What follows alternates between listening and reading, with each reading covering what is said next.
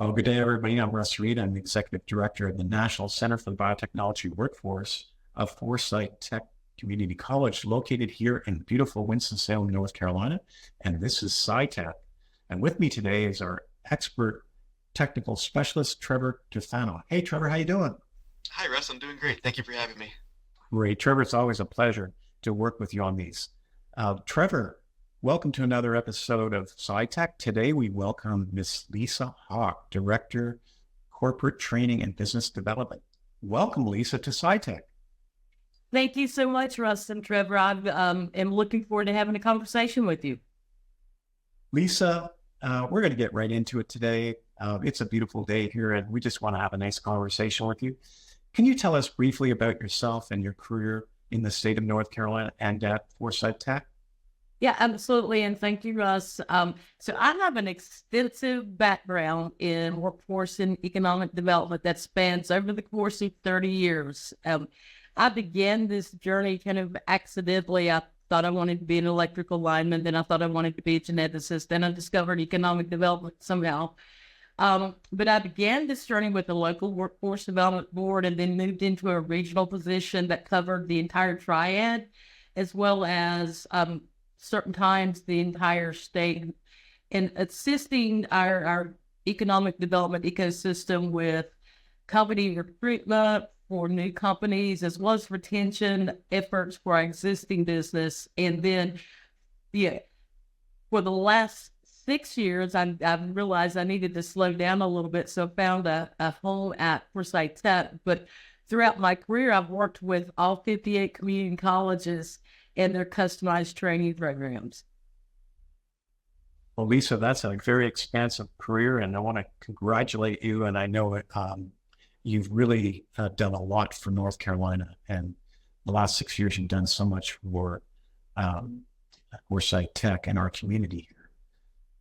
Lisa, one thing that's always interested me about some of your functions is this whole idea of customized training. Why is it important to the college, region, state, and our employers? Well, absolutely. And I like to tell people that customized training is kind of one of the best kept secrets of the community college system, because we do so much work behind the scenes that people never really know about. But NC Edge Customized Training is our state-funded training program for business and industry. We partner with our local and state economic development entities, and we become the arm of that ecosystem that provides the training that moves the needle for existing businesses within the state, companies that are currently here, companies that are looking to expand, but also we are the leader nationwide and recognized for providing training to companies that are looking to come to North Carolina. So North Carolina's been doing customized training for 70 plus years. We were the first state to market with this type of product. The funding that we utilize to provide this training is appropriated annually by the legislature. It is a separate line item in the state budget. So, for instance, the dollars that I use to pay for training that come through for SciTech are not for SciTech dollars. They're dollars that just flow through the college, and I manage those budgets. But those dollars are specifically earmarked for companies that qualify based on several different factors. And then what makes customized training so unique is that every project is different. We don't cookie cutter things because company A has a need for this, company B has a need for that. And projects are really developed from the ground up. Myself, and sometimes my vice president and our economic development people, we're at the table with the stakeholders of the company. So the CEOs, the C-suite people, as well as the people that are in supervisory roles that manage people, because those are the ones that understand what their pain points are and what their needs are and what they anticipate their needs to be. So, customized training projects typically last 2 to 3 years, and the dollar value can vary anywhere. For instance, a small project might have a dollar value of $50,000. A large project might have a dollar value in excess of $2.5 million. I never know what one's going to look like until you get it all put together. But the training that we provide can range from things like technical and safety training, process improvement training, leadership training. Sometimes companies will request something I have to Google to understand what it is, and then go find somebody that is a subject matter in that, and that can provide that training. But regardless of what their needs are, customized training can provide it. Right. Lisa, I'm a bio guy, right? And, I'm thinking, I hear this all the time when I'm at the field as well. And I was wondering if you could give us some examples where customized training made a difference. And, can you relate this to any life science or bio companies? Absolutely. Yeah. Particularly here at the Triad, we are very life science bio, very rich with those types of companies. We make a lot of things. We develop a lot of things. And one that comes to mind right off the bat is Cook Medical. They've taken advantage of some very specific technical training through our customized training funds that keep their employees current with specific audit requirements in their industry. Some very specific deviation training and root cause analysis training, and CAPA, which I have I don't remember exactly what that acronym stands for, but it was specific to Cook. And so I actually partnered with someone outside the college that was a subject matter expert in this particular area. Because that's part of the beauty of customized training is I can use anyone that is qualified to deliver that training, whether that is a Forsyth Tech faculty and staff member, whether that's a regional trainer through the system office, or whether that is someone outside of the college altogether.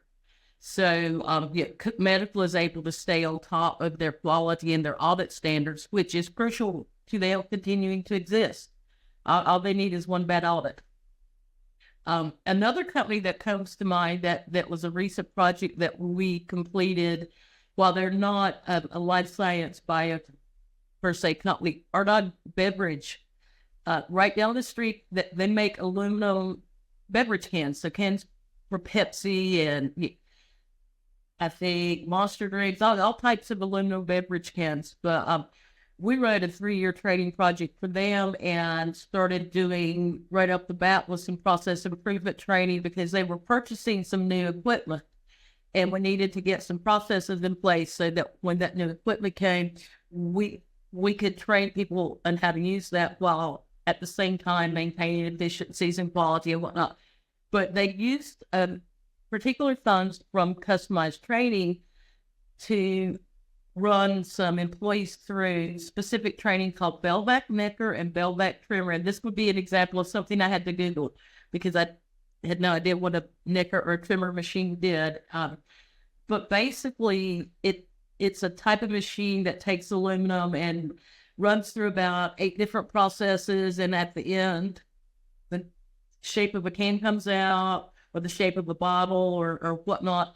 And then the second machine puts the grooves in and forms the neck.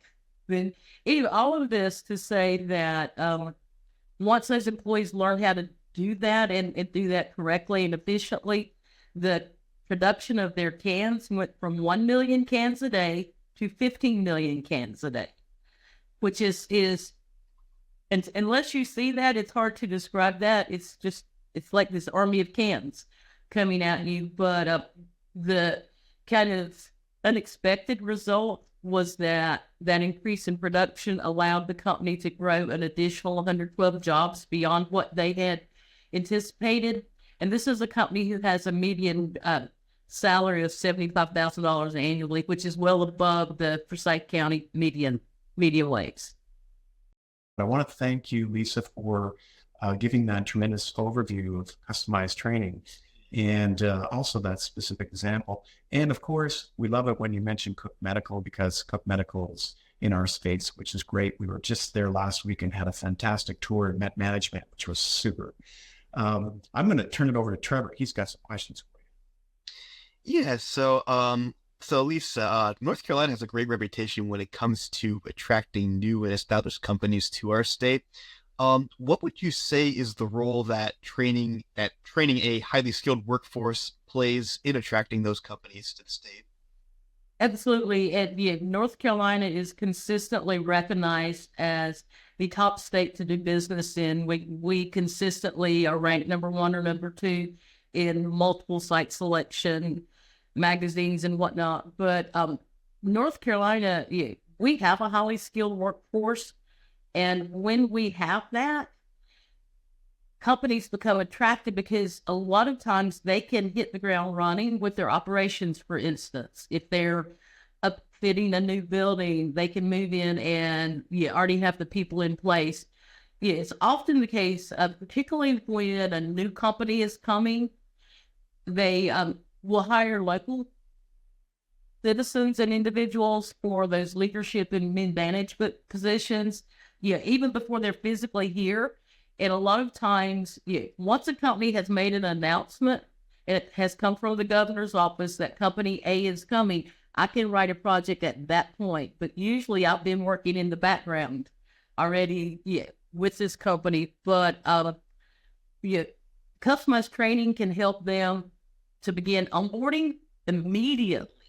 And so that as operations come up, that there's not a lag in getting people in. It also, having a highly skilled workforce helps to create the diverse economy that we have in North Carolina, because in the Charlotte region, that's more of our financial hub. That area tends to have really highly skilled people in those types of sectors. Research Triangle Park is our biopharma. I call it our Silicon Valley of North Carolina, and then the Triad is really kind of the workhorse. So we get manufacturing heavy, hospitality, tourism heavy, bioscience, life science heavy. So very unique skill set that a lot of other states just don't have. Part of it is because of how we're situated along our interstate and shipping borders. Companies can come here and make something and move it. But by having the people already in place with the skills to at least get launched, that helps reduce the overhead. If you're a new company coming in or even a company existing, that reduce your costs to get operations up. That's great. Thank you so much for sharing about that, Lisa. And sort of continuing on that topic, what would you say is Forsyth Tech's role in helping to ensure that employers do have a well-trained workforce? Well, absolutely. And again, when I talk about the college, my lens is different because I'm not coming from a curriculum perspective. I'm coming from kind of my little world. But the college plays multiple roles to ensure that our existing as well as emerging and new business and industry partners have the workforce that meets their needs. So our curriculum faculty and staff are always working with our business community to tweak programs and to make sure that the things that they are delivering in the classroom and that those students are learning meet the needs of our employers. So they're critical to delivering the programs of study for the jobs that are in our community. The continuing ed staff play a major role in ensuring people are job ready and have the soft skills and are ready to go and walk into an interview. They practiced and they know what to say and how to conduct themselves. And then NCEdge, the customized training, delivers the specific training at the company for the employees once they're hired. But something that's kind of unique about NCEdge and our customized training program, a lot of times, particularly when we're getting a really high technical company or someone that we're not familiar with, or that it'll be their first North Carolina presence, I can also, through customized training, include into a project something that's called pre-employment training, and that will give people that are interested in working at that company a realistic preview of here's what a day in the life of this company is. Because a lot of times people say, oh, I want to go work there, until they go to work there and realize, oh, I don't want to work there. And for instance, in our life sciences and bio companies, you have to wear gowns a lot. And if you are not accustomed to gowning, that's a different environment. There's a company I'm working with in Cartersville right now, Tex that has a lot of clean room operations, and part of their pre-employment training is people are spending 2 and 3 days, for different times being in gowns and learning their process to they gown from the bottom up, and getting exposed to what it feels like to be in that. And it helps because they don't want to hire somebody that says, "Oh, I can't do that," because there's cost involved, and I don't want to go work at a company if I don't know what I'm stepping into. So the pre-employment piece is also kind of a unique piece that the college provides. And again, you have to keep in mind, while the funding, is flows through for SciTech, the training that I do or that comes through customized training is provided 24/7, 365. So we can provide training on days the college is closed. We can provide training at 3 a.m. We can provide training on Saturdays. And it's always interesting to look at my calendar because I may be anywhere at any given time. So, well, granted, I'm not the one doing the training. I like to at least make sure the instructor has everything they need. But, our training is delivered at the company or at a campus location or virtually or hybrid or however we need to do it, because we also don't want to be disruptive to a business, particularly our manufacturing environment, because if we take 10 people off of their floor to sit in a classroom, wherever we do the classroom, that means that's 10 people not doing something, and that job still needs to get done. So sometimes scheduling for some of our classes is it's complex, but we make it work. But companies, it's very business friendly to be able to say we can deliver something 24/7, 365. So the role of the college is much larger than people realize. Mm-hmm. That's great. It sounds like there's pretty good opportunities that are like offered through customized training at the college. So thank you for sharing that, Lisa. Absolutely. So as we're sort of coming to the end here, Lisa, of the SciTech episode, do you have any other thoughts that you'd like to share with our audience regarding any of the topics that we've discussed today? Well, I think the message that I really want people to understand and hear is that the community colleges play a much bigger role in economic and workforce development than people realize. We operate behind the scenes with so many things and have our hands in so many pieces. It's more than just delivering the classes for a student to have an associate's degree or a transfer degree or a Con Ed certification or whatnot. There is so much more that the community college is involved with. And a lot of times, even the business community, when I go out and talk to a company, they say, I had no idea that the college does this.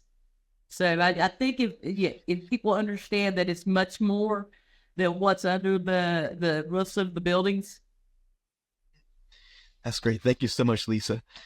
All right, I will go ahead and turn it back over to Russ now. Hey, Trevor, Lisa, wow, what an engaging discussion on this whole idea of customized training and business development in our economic area. And Lisa, I want to thank you so much for coming on to SciTech today. I'm out there and I'm talking to people and I'm meeting companies, and this whole aspect of what we have with respect to business development, economic development, and customized training comes up all the time. And I just want to thank you so much. And also, I want to take this opportunity to thank you for such a great career in North Carolina, and specifically in our region for the last 6 years. You have done a marvelous job. And I think, if I might be wrong, you were recognized by the college last year. Yeah. And maybe you would just like to give us a word as to what that recognition was. I was recognized as the President's Innovation Award winner. President's Award. And I was so surprised because I just kind of go do my stuff and don't realize that people pay attention. But thank you so much, Russ. Yeah, this has been an amazing career and journey. And like I said, I kind of stumbled into it, but I've absolutely had a blast. Well, Lisa, thanks for everything you do. And Trevor, thank you for everything you do too for SciTech and for the college. Really appreciate both of you. Thank you. Absolutely. Thank you so much.